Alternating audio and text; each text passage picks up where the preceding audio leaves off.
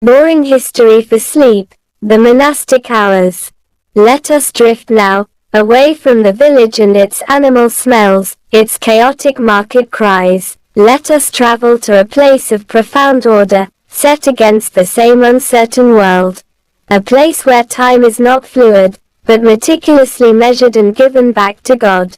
Let us enter the stone silence of a monastery. Close your eyes and imagine the cold, pre-dawn darkness. Not a rooster, but a single, resonant bell shatters the sleep. It is matins asterisk, perhaps 2 a.m. The monks rise in silence from their straw pallets in the dormitory. They shuffle in darkness, then in the faint, dancing light of a single candle, down a night stair and into the vast, cavernous church. The air is frigid, your breath visible.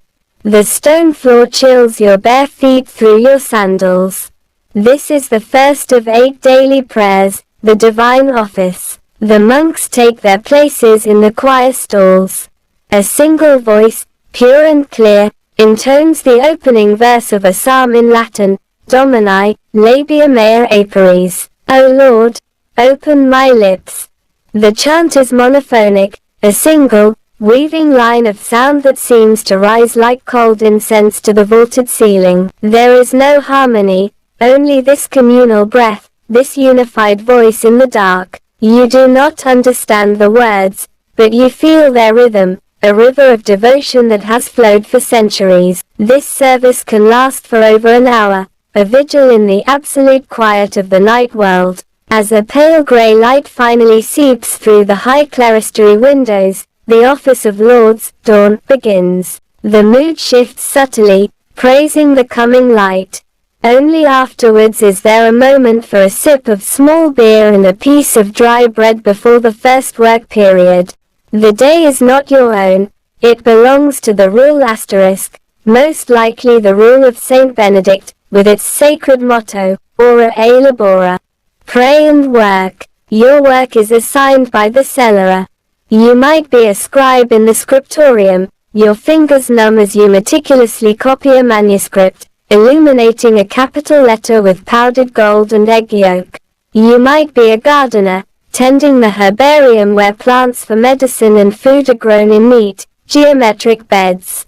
You could be a baker, feeling the heat of the oven on your face, or a cook in the vast, steam-filled kitchens.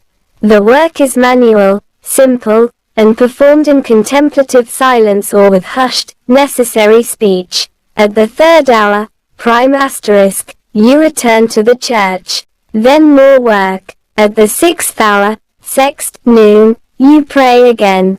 The main meal follows, eaten in the refectory while a brother reads aloud from a devotional text from a high pulpit. The diet is spare, more bread, pottage of beans and greens, perhaps a piece of fish, cheese or eggs on certain days. Meat is forbidden, save for the ill.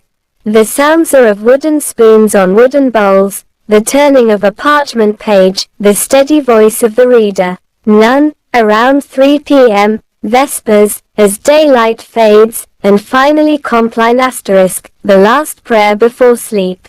At Compline, a haunting hymn is sung, Te Lucis ante terminum. Before the ending of the day, a blessing is given, and in a solemn procession, the monks file out.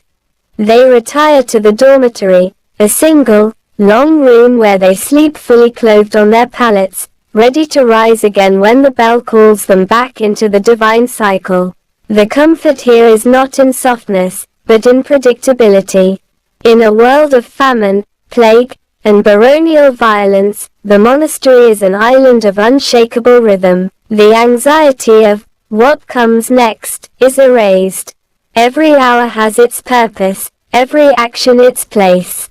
The silence is not empty, it is filled with the presence of ritual. The cold is not meaningless suffering, it is a form of penance and clarity. It is a life of relentless discipline, devoid of personal choice or property. Yet, within its stone walls, it offered something the outside world could not, a profound sense of purpose and peace. Let that rhythmic certainty lull you now, the measured chant, the echoing footstep in a cloister, the turning of a single page in the deep silence of the scriptorium, the predictable, comforting arc of a day given over entirely to a turn greater than oneself. Sleep well, to the imagined sound of distant, rhythmic bells.